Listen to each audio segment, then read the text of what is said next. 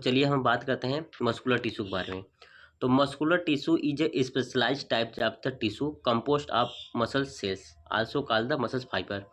मतलब muscular tissue जो होता है वो एक स्पेशलाइज्ड टाइप का टिश्यू होता है जो कि मसल सेल से मिलकर बना होता है, जिसे हम क्या कहते हैं मस्कुलर फाइबर भी कहा जाता है। That have the ability to contract and relax. मतलब जो मस्कुलर टिश्यू होता है उसकी ये एबिलिटी होती है कि वो क्या करता है कॉन्ट्रैक्ट करता है एंड रिलैक्स करता है। जैसे कि हमारा जो हार्ट होता है वो उसका काम ही होता है कॉन्ट्रैक्शन एंड रिलैक्सेशन, जो कि ब्लड को क्या करता है पंपिंग करने का काम करता है। पंपिंग कैसे करता है? जब कॉन्ट्रैक्ट एंड रिलैक्स होता है, पचकता फूलता है, तो यही मसल जो होते हैं वो उसका उनमें हेल्प करता है। तो enabling movement of the body parts and various internal organ. और ये जो होती है हमारे इंटरनल बॉडी पार्ट्स जो होते हैं और जो बॉडी का मूवमेंट होता है ये उनमें हेल्प करता है। जैसे कि हमारे बॉडी का मूवमेंट एक स्थान से दूसरे स्थान तक जाने में भी ये हेल्प करता है मस्कुलर टिश्यू। और ये जो हमारा इंटरनल ऑर्गन होता है इसमें भी हेल्प करता है मूवमेंट में। कैसे करता है? जैसे हम फूड को खाते हैं, मुंह में ले लेते हैं, लेने के बाद जो हमारे उसको जब हम चबा करके उसको निगलते हैं तो वो पेरिटालसिस मूवमेंट के थ्रू हमारे माउथ से स्टमक के अंदर जाता है। तो ये क्या कहता है इंटरनल ऑर्गन के मूवमेंट में भी हेल्प करने का काम करता है। तो चलिए अब हम बात करते हैं इसके टाइप्स के बारे में। मस्कुलर टिश्यू जो होता है कितने टाइप्स के होते हैं।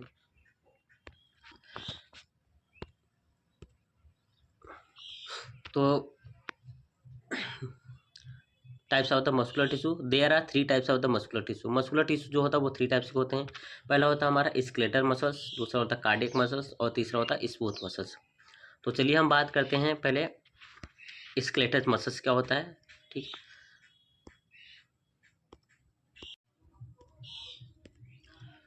Skeletal muscles are voluntary striated muscles that are attached to body and are the responsible for the movement of the body।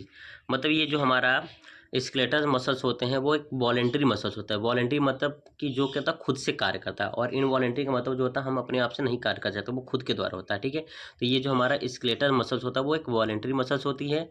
Striated muscles that are attach to bones and are responsible for the movement of the body. ये जो होते हैं वो हमारे bone के साथ attach होता है और इसका कार्य होता है कि हमारे बॉडी के मूवमेंट में भी हेल्प करने का काम करता है। जो स्केलेटल सिस्टम होती है वो क्या करता है मूवमेंट कराता है, एक स्थान से दूसरे स्थान तक लेके जाने का काम करता है। हाथ को उठाना, पैर का चलाना, ये सब क्या करता है स्केलेटल मसल्स के फंक्शन होते हैं।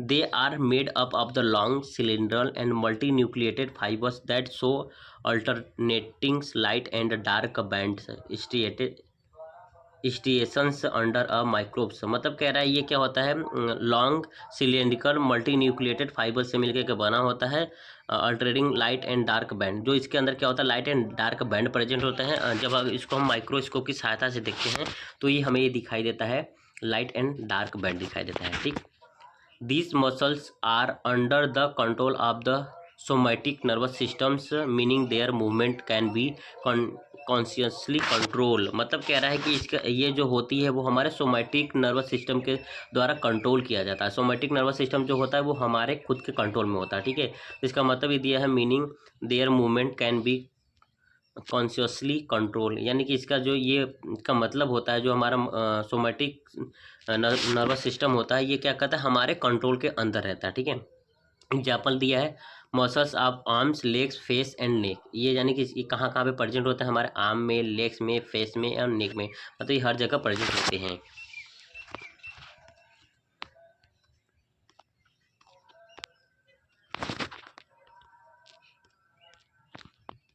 अब हम बात करते हैं इसके फंक्शन के बारे में। इसके फंक्शन क्या क्या होते हैं। तो produce movement of the body part, maintain posture and body position and generate heat during contraction.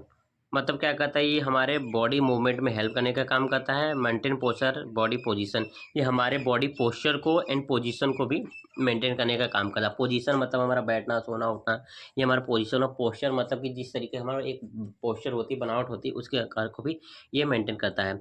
Generate heat during contraction, जब हमारा बॉडी के अंदर कॉन्ट्रैक्शन होती है तो उसको हीट को भी ये जनरेट करने का काम करता है।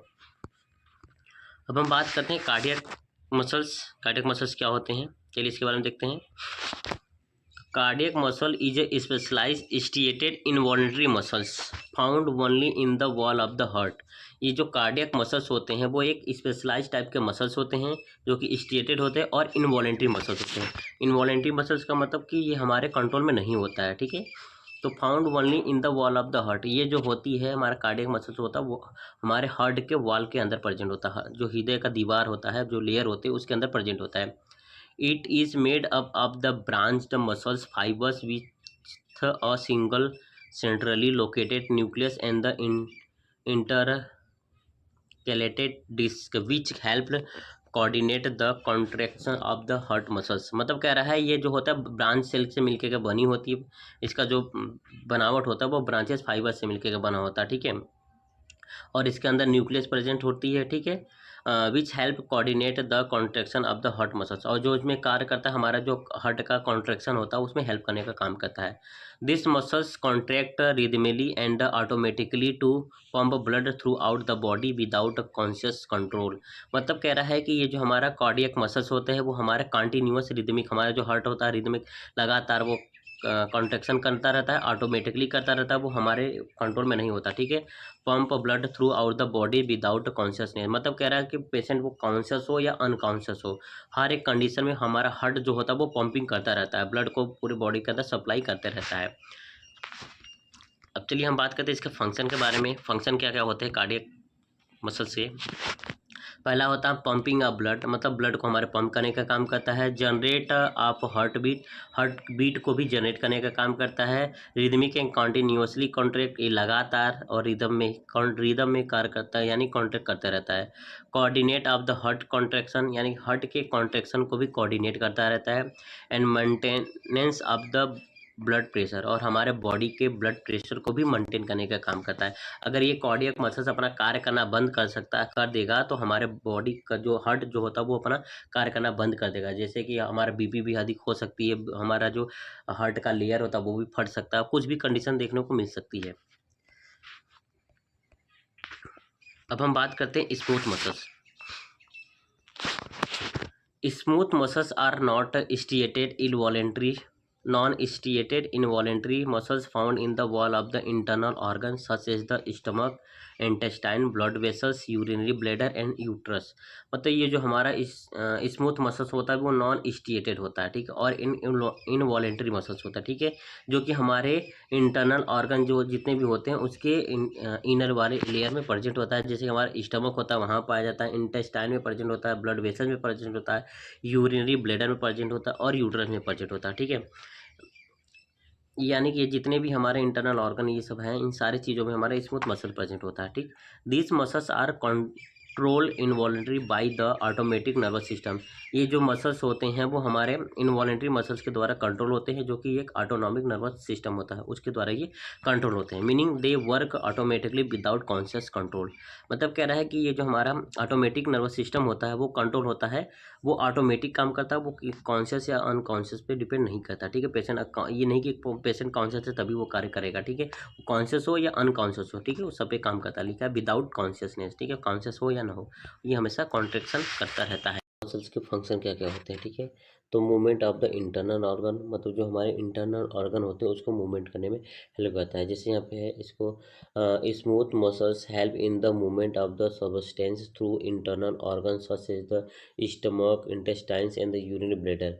मतलब जो हमारा स्मूथ मसल्स होते हैं हमारे जो इंटरनल ऑर्गन होते हैं उसको क्या करता है मूवमेंट कराने में हेल्प करता है। जैसे कि हमारा स्टमक हो गया, इंटेस्टाइन हो गया, यूरिनरी ब्लैडर हो गया, इन सबको क्या करता है हमारा मूवमेंट कराता है। जैसे कि फूड जब आता है स्टमक के अंदर तो क्या था जब फूड स्टमक के अंदर आता है तो मूवमेंट के थ्रू क्या करता है हमारे स्टमक से इंटेस्टाइन में जाता है, ठीक है। फिर उसके बाद यूरिनरी ब्लैडर जो कहता है यूरिन उसके अंदर होती है तो यूरिन को स्प्लिट आउट करता है, ठीक।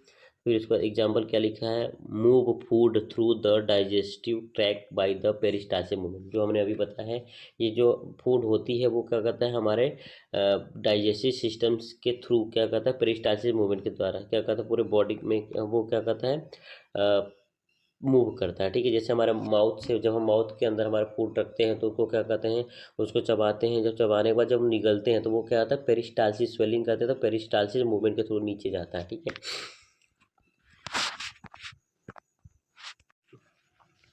अगला हमारा फंक्शन है कंट्रोल ऑफ ब्लड फ्लो, यानी कि हमारे बॉडी के ब्लड फ्लो को भी कंट्रोल करने का काम करते हैं। जैसे smooth muscles in the wall of the blood vessels contract contract and relax to regulate the blood pressure and flow. मतलब ये जो हमारा स्मूथ मसल्स होती है हमारे जो वॉल होते हैं, ठीक है, जो ब्लड वॉल होती है उसके अंदर प्रेजेंट होता है, जो कि हमारे कॉन्ट्रैक्शन एंड रिलैक्सेशन, जब हमारा हार्ट कॉन्ट्रैक्ट एंड रिलैक्स करता है तो उस टाइम जो ब्लड फ्लो होता है उसको ये रेगुलेट करने का काम करता है, ठीक है। कि उसके ऊपर जो हमारे वॉल होती हैं, आर्टरी होती है या वॉल होती है, उसको उस पर प्रेशर ना पड़े और फट ना पाए, तो उसको भी क्या कहते हैं, कंट्रोल करने का काम करता है। फिर उसके बाद है हमारा regulation of air flow, air flow को रेगुलेट करने का काम करता है। In the respiratory tract smooth muscle control and diameter of airway helping in regulate air flow to the lungs. ये जो हमारा रिस्पायरेटरी ट्रैक होती है, यानी कि जो हमारा स्मूथ मसल होती है, ये हमारे रिस्पायरेटरी ट्रैक को भी क्या करता है, रेगुलेट करने का काम करता है। यानी कि जो एयर वे होती है, जो हवा हमारे माउथ जो नोज के थ्रू जाते हैं, लैरिंग्स फेरिंग्स ट्रैकियास ब्रोंकियल्स होते हुए जब हमारे लंग्स के अंदर जाता है तो उसको भी क्या करता है, ये रेगुलेट करने का काम करता है, ठीक है। मतलब कि ज़्यादा अमाउंट में न जाए जिससे कि हमारे लंग्स के ऊपर इफेक्ट पड़े, ठीक। फिर उसके बाद emptying of organs, smooth muscles help in urination, bladder contractions and childbirth, uterine contraction. मतलब ये जो हमारा स्मूथ मसल्स होती है हमारे यूरिनेशन को में भी क्या करता है, कॉन्ट्रैक्ट करने का काम करता है। जब हम क्या करते हैं, हमारे ब्लैडर का जब फील हो जाती है तो उसको कॉन्ट्रैक्शन करके उसको फ्री बाहर निकालने का काम करते हैं यूरिन को। फिर उसके बाद जब चाइल्ड का बर्थ होता है उस टाइम हमारी जो फीमेल का जो यूट्राइन होती है उसको भी कॉन्ट्रैक्ट कराता है, जिससे कि बेबी जल्दी से पास हो सके।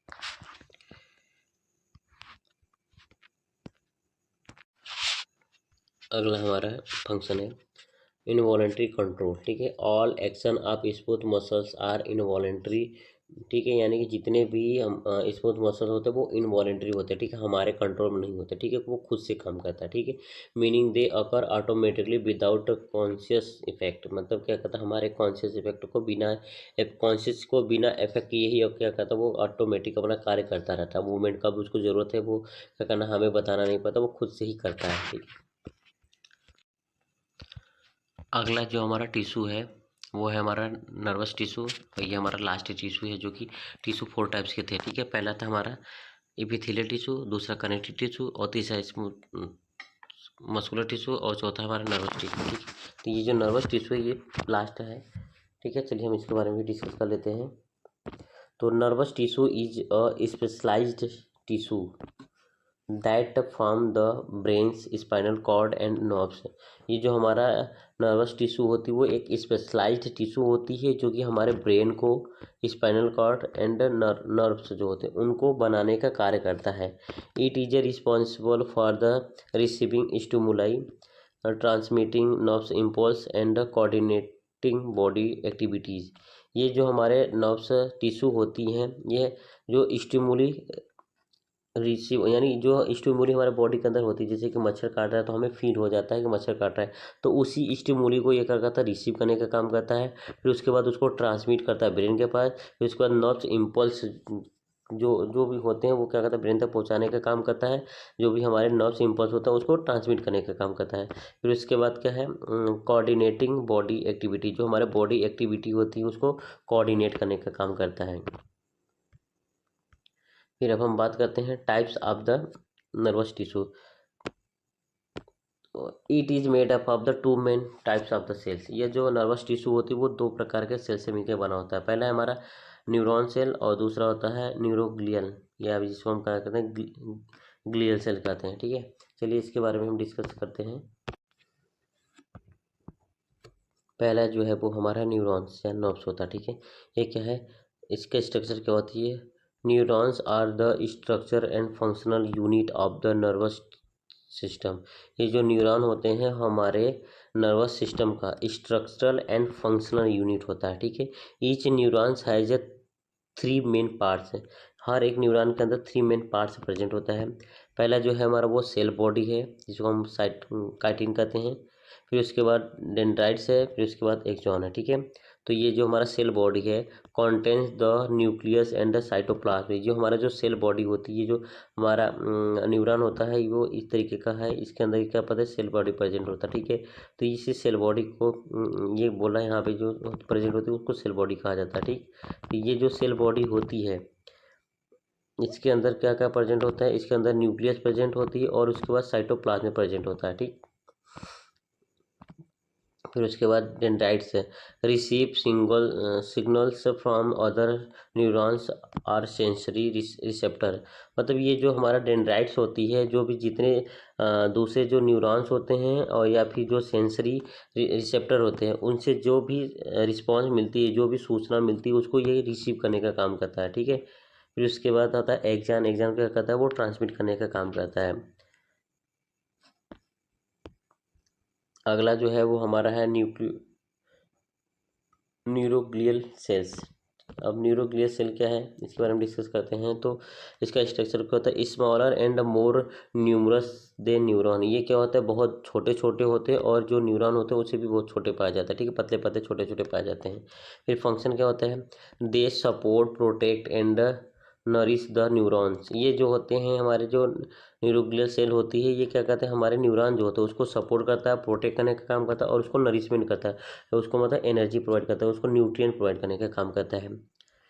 दे do not conduct the impulse but play vital role in maintaining neuron health and functions. मतलब ये क्या करता है, कोई भी इम्पल्स को कंडक्ट नहीं करता है, यानी कि जो भी इम्पल्स होते हैं उसको कंडक्ट नहीं कराता, उसको रेगुलेट कराना नहीं कराता, लेकिन ये हमारे जो न्यूरॉन होता है उसको उसके अंदर बहुत ज़्यादा इंपॉर्टेंट रोल प्ले करता है, जो कि उसको न्यूरॉन को हेल्थी बनाता है और उसको कार्य करने में एक्शन शो कराता है। फिर उसके बाद एग्जाम्पल क्या है, एस्ट्रोसाइट्स, माइक्रोग्लिया, ओली ओलिगोडेंड्रोसाइट, फिर उसके बाद स्वान सेल। ये सारे जो एग्जाम्पल है वो है हमारे न्यूरोग्लियर सेल के एग्जाम्पल है। अगर आपको मेरी वीडियो अच्छी लगी हुई है तो उसको प्लीज़ लाइक करें, शेयर करें एंड सब्सक्राइब करें।